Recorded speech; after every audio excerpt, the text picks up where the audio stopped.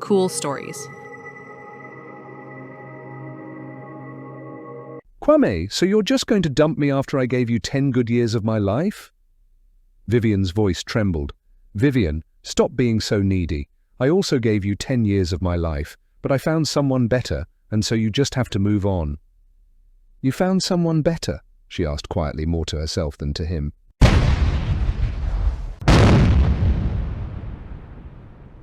Yes, I killed my ex-boyfriend and her new girlfriend.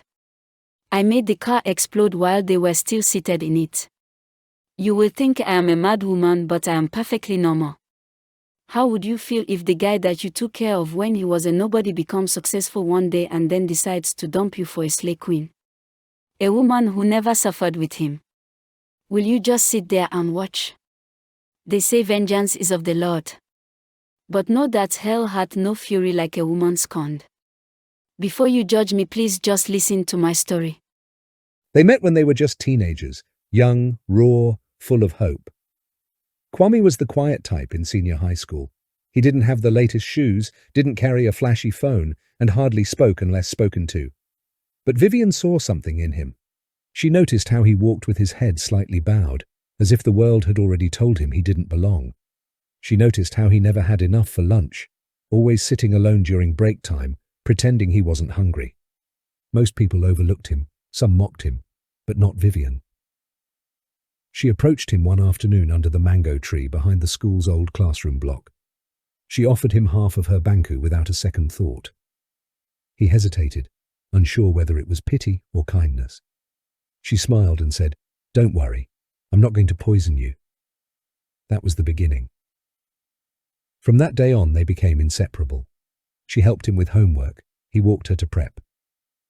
They exchanged cheap handwritten letters in class and whispered dreams to each other at night over borrowed phones.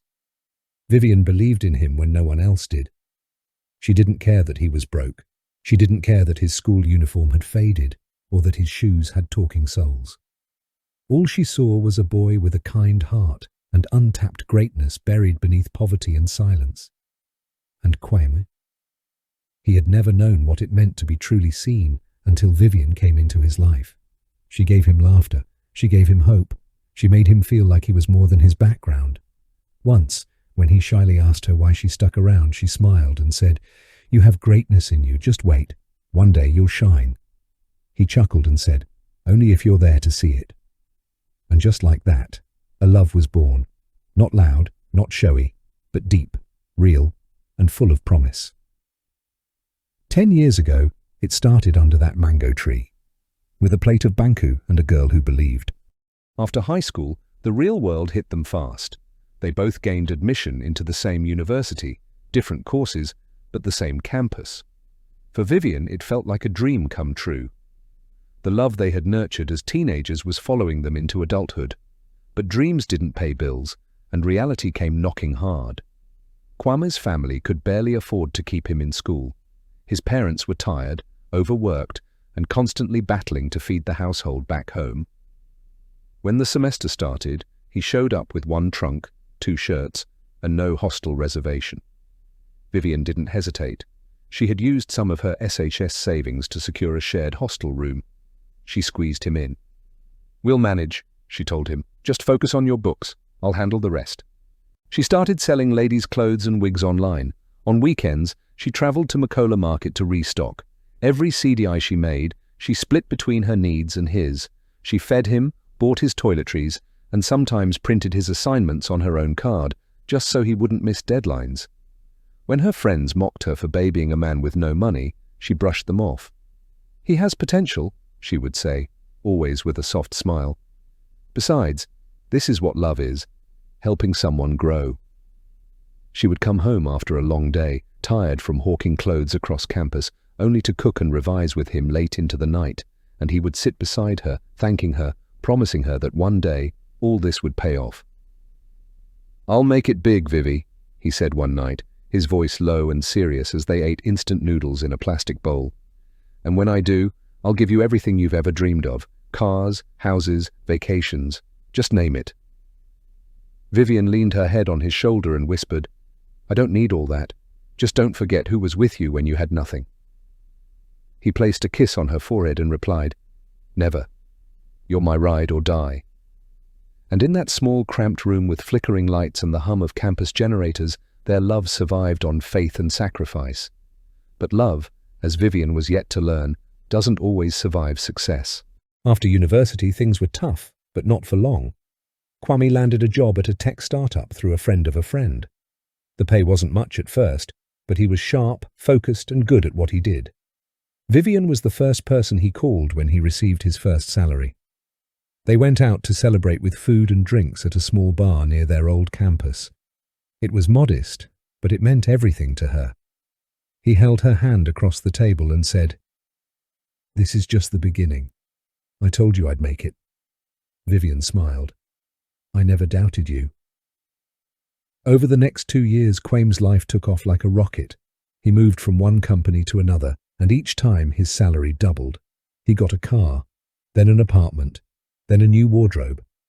And with each step up the ladder, he seemed to take one step away from Vivian. The sweet calls turned into rushed texts. The weekend dates became postponed hangouts. He stopped inviting her to work functions, claiming she wouldn't fit in. At first, she excused it. "He's just busy," she told herself. "He's adjusting to success." But soon, she began to feel like an outsider looking in. He'd go on trips and forget to tell her. She found out about his new car through a colleague's WhatsApp status. Even the passwords he once gave her no longer worked. Vivian tried to talk to him. "Kwame, are we okay?" He would sigh and say, "Vivi, don't stress me. I'm doing all this for us." She wanted to believe him. She wanted to trust that their 10 years still meant something. But the warmth in his eyes was fading. He no longer kissed her forehead. He no longer called her my ride or die. Then came the photos. One by one, they started appearing on social media. Pictures of him at fancy restaurants, dressed in designer clothes, always seated beside the same girl. Her name was Nadia. Light-skinned, model-like, flashy, and everything Vivian wasn't. Vivian stared at the photos for hours, her heart cracking in silence. She didn't confront him. Not yet. She waited for him to explain. She waited for him to choose her. But deep down, something told her he had already made a decision. It was a Tuesday afternoon when the truth finally slapped Vivian in the face. She had spent the whole day preparing a surprise dinner for Kwame. Jollof, grilled chicken, kelewel, his favourites. She lit candles, wore the dress he once said made her look like magic, and waited. Hours passed. No call, no text. At 10:47 p.m, she called him, straight to voicemail. By midnight, the food was cold. The candles had melted down to puddles of wax. Her heart, however, was burning. Something wasn't right. The next morning, she went to his apartment. She hadn't been there in weeks, but she still remembered the access code. When she walked in, the smell of perfume hit her, sweet, expensive, and definitely not hers. Then she saw it, a pink designer purse on the couch, high heels by the door, and laughter coming from the bedroom. Her knees nearly buckled. She stepped closer and heard her name. "She still calls me every day," Kwame was saying. "That girl's too obsessed. It's about time I blocked her." Then Nadia's voice followed, soft and smug.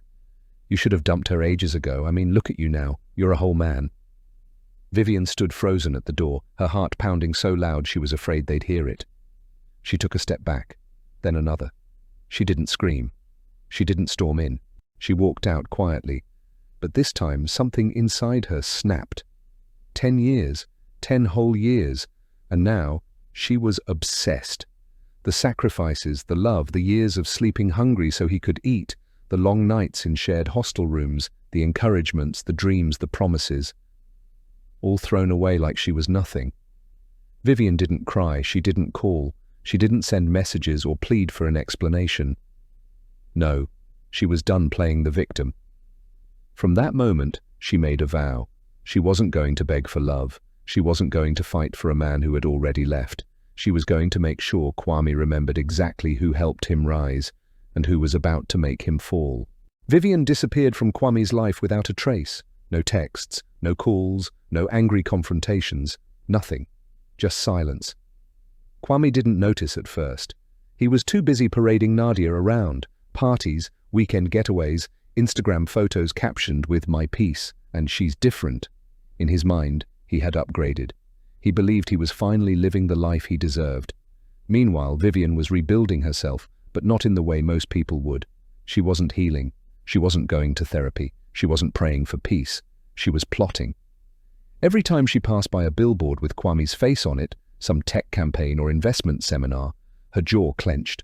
He had become a star, a symbol of success. Young, rich, and loved by the public. But Vivian knew the truth behind that polished image, and she was tired of being the silent page in his success story. She started collecting memories, receipts, photos, messages, everything, every sacrifice, every transfer, every late-night call, every abandoned promise. She wrote it all down in a journal she titled 10 Years Gone. The pain became fuel. She started working 2 jobs, one during the day, one at night. She stopped hanging out with friends. She avoided parties. All her energy went into 2 things, making money and making a plan. She learned to move in silence. She took a course in basic auto mechanics at a local shop. Not because she wanted to fix cars, but because she wanted to understand them, really understand them. She watched documentaries about revenge, read news stories, followed true crime forums. She wasn't interested in fiction. She wanted real-world tactics, real-world results. No one suspected a thing. To the world, Vivian was just another girl trying to bounce back from a heartbreak. But inside her, something had shifted. The soft girl who once shared her wakey under the mango tree was gone. Now she had one mission, to end the story her way, and it would start with a spark. 2 years had passed since Kwame walked out of Vivian's life. 2 years of silence, 2 years of watching him rise, 2 years of pretending to move on while quietly preparing for her final act. By now, Kwame was fully immersed in his new life. He had bought a sleek black sports car, his most prized possession. He named it Ghost. He posted it endlessly on social media, often with Nadia draped across the hood in photo shoots. From trenches to triumph, his captions read, thousands of likes, thousands of praises. Vivian watched every post. She knew his routine. He went to the gym at 5 a.m., returned home by 7, showered, and drove Nadia to brunch at 9. Every Saturday like clockwork. Perfect. One Saturday, just before dawn, Vivian made her move. She arrived in the estate long before the sun came up, dressed like a jogger, face hidden under a cap and mask. Security was loose. Kwame's neighborhood was considered elite and safe. She knew the car would be parked in the open driveway. She moved quickly, her hands steady despite the weight of what she was about to do. Inside her bag was a small device, homemade but deadly. Her months of research and mechanical training had led to this moment. She crawled beneath the sports car and attached the device under the chassis, just beside the ignition cable. The trigger was pressure sensitive. It would ignite once the engine turned over with enough force. She double-checked everything, taped it tight, then disappeared into the early morning mist like a shadow. Back in her apartment, she sat by the window with her burner phone clutched in her hand. The sun had started to rise. 9 a.m. was drawing near. She didn't shake. She didn't cry. She just waited. The familiar hum of Kwame's sports car echoed across the estate. The sun gleamed off its polished black surface. He was laughing. Nadia was already in the passenger seat, adjusting her sunglasses, oblivious to what fate had waiting for her. Vivian stood from a distance, far enough not to be seen, but close enough to witness everything. Her heart didn't race, her hands didn't sweat. There were no second thoughts, no flashes of old memories, the pain, the betrayal, the years of sacrifice. They had burned away whatever softness she once had. She watched as Kwame opened the door, slid into the driver's seat, and placed his hands on the wheel, just like he had done 100 times before. He turned the key. Boom! The explosion tore through the quiet Saturday morning like a violent scream. The car lifted slightly from the ground before collapsing back in a burst of flames and smoke. Windows shattered. Alarms wailed. People screamed and came running, but Vivian didn't flinch. She stood still for one long moment, watching the chaos unfold, watching the people scream, watching the fire consume the very thing Kwame loved most. There was no satisfaction on her face, no smile, just silence. She turned slowly, pulled her hoodie over her head, and walked away. Her shadow stretched long behind her as she disappeared down the street, just another jogger on an early morning run. She didn't look back. She didn't need to. Justice had already been served.